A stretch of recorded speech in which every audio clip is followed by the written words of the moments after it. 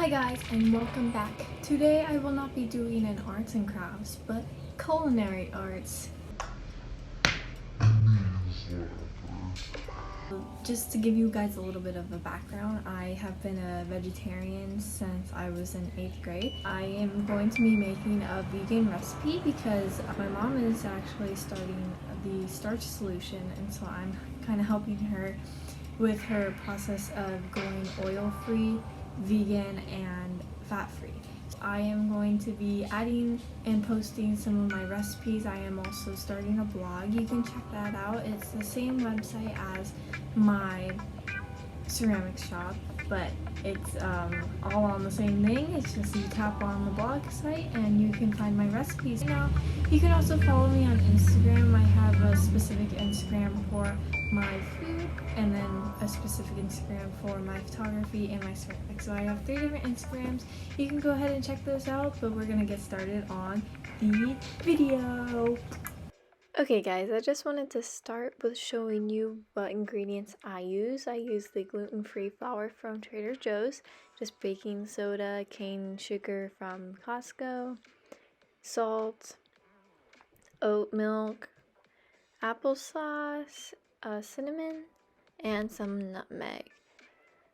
And I begin with getting a small bowl, putting the 2 cups of flour. I add 1 tablespoon of baking soda and 1 tablespoon of sugar and 1/4 teaspoon of salt. I mix it all together until everything is thoroughly mixed.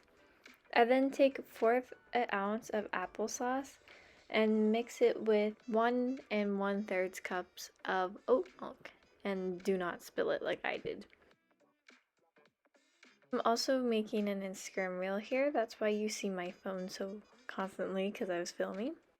I then take 1 teaspoon of vanilla extract and I mix it all together, make sure it's all smoothly and thoroughly mixed.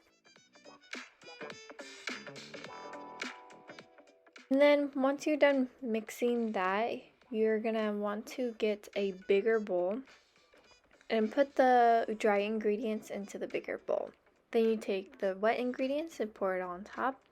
And I mix everything with a fork just because it's easier for this type of batter. You want to make sure that all the clumps are out and everything is thoroughly mixed. I wanted my texture to be very smooth but not too liquidy, or else it just wouldn't have the right texture. So make sure if it's too liquidy, you add more flour. If it's not enough, then add more milk. I added 1/2 teaspoon of cinnamon and 1/4 teaspoon of nutmeg, and then you take about 1/3 cup of the batter and you put it into the waffle maker. This waffle maker I got at Target. I like it because it's non-stick, so normally you would have to put butter or spray some type of oil on the waffle maker so then it wouldn't stick. But for this specific brand, it's non-stick, so you don't have to put any oil, so that way it could be oil free. All right, this is the final product. Now time for a taste test. So good, guys. So easy, so delicious.